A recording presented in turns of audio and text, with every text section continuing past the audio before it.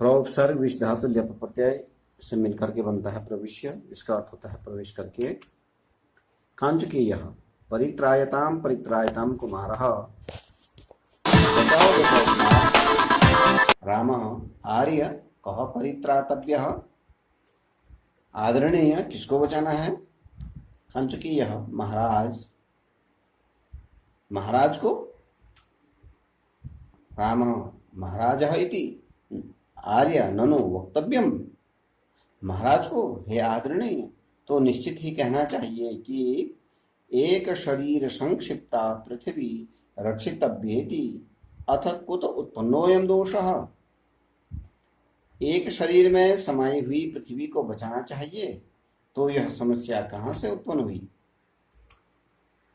कांचुकीय स्वजना, अपने ही लोगों से।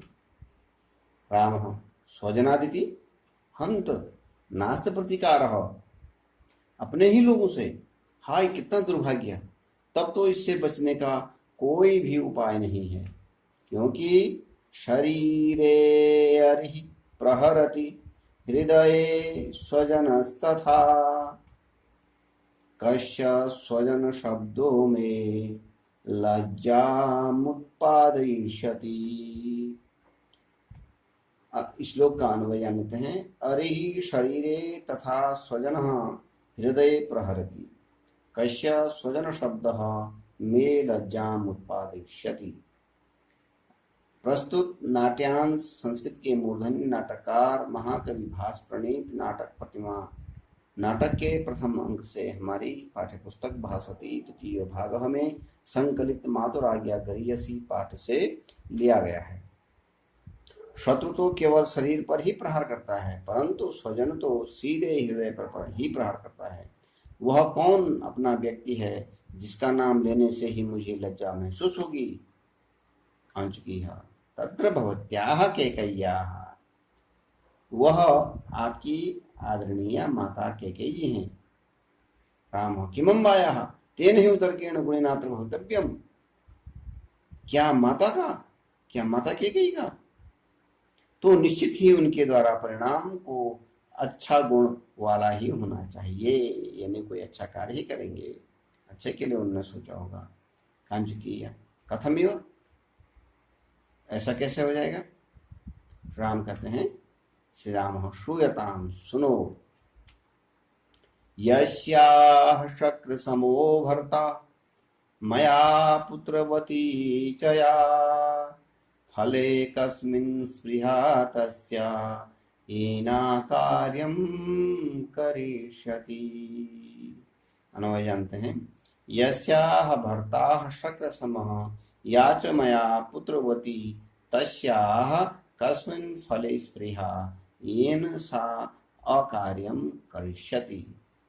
जिसके पति इंद्र के समान पराक्रमी है, जो मुझ जैसे धीर वीर पुत्र के समान के कारण पुत्रवती है, उसको अन्य और किस फल की अभिलाषा है जिसके लिए वह माता ऐसा कार्य करेगी? कांचुकीय कुमार अलमुपहतासु स्त्री बुद्धिषु स्वमार्गमुपनिक्षेप्तुं तस्या एव खलु वचनात् भवदभिषेको निवृत्तः। कुमार, नारी की विनष्ट बुद्धि पर अपनी सरलता युक्त बुद्धि का आरोपण मत करो, अर्थात स्त्री को अपनी तरह सरल मत समझो। निश्चित ही उसी के वचनों से आपका अभिषेक टाला गया है।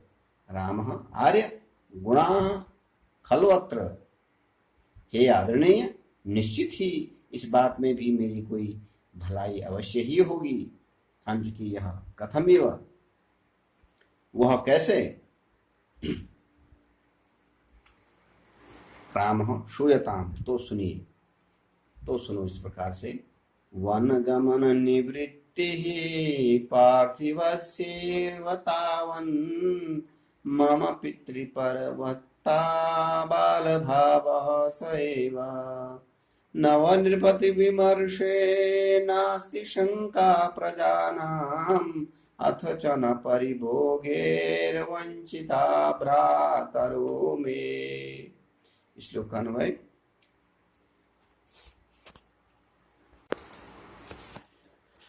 श्लोकान्वय तावत् यावत् पार्थिवस्येव वनगमन निवृत्ति मम पितृपरवत्ता स एव बालभावः नवनिर्पति विमर्शे प्रजानां शंका नास्ति अथ च मे भ्रातरः परिभोगैः न वंचिताः। तब तक महाराज दशरथ का वन जाना टल गया और मैं पिता की अधीनता में रहकर अपना बचपन का आनंद ले सकूं।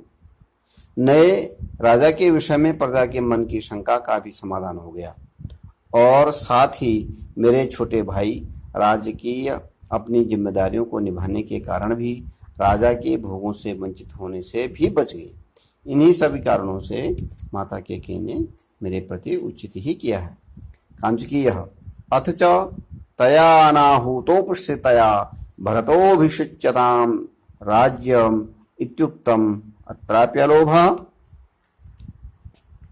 तो राजा के पास बिना बुलाए आकर राजा से उसका यह कहना कि भरत का राज्याभिषेक करो, क्या इसमें भी कोई लाभ नहीं है? रामः आर्य भवान् खलु अस्मत्पक्षपातादेव नाथम अवीक्षते कुतः। आदरणीय, आप निश्चित ही मेरे प्रति अपने लगाव के कारण वास्तविकता को नहीं देख पा रहे हैं, क्योंकि शुल्के विपणितं राज्यं पुत्रार्थे यदि याच्यते तस्या लोभोऽत्र नास्माकं भ्रातृराज्यापहारिणम्। इसका अन्वय शुल्के पुत्रार्थे विपणितं राज्यं यदि याच्यते अत्र तस्याः लोभः किंतु अस्माकं भ्रातृराज्यम अपहारिणाम न लोभः।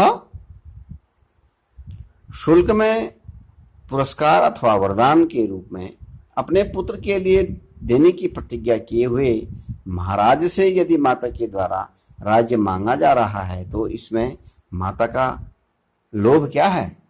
भाई भरत को पिता से मिले हुए राज्य को छीनने में हम लोगों का कोई लोभ नहीं है क्या? कांचकी यह अथ तो फिर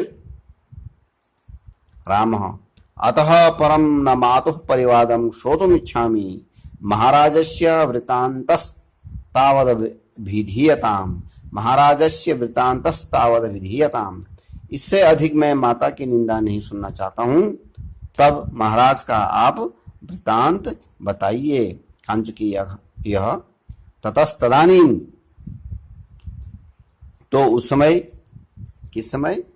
जब राजा ने राम को वनवास देने की आज्ञा दी थी, उसके बाद शोकाद वचनाद् राज्या हस्तेनेव विसर्जितः किमप्यभिमतं मन्ये मोहं च नृपतिर्गतः।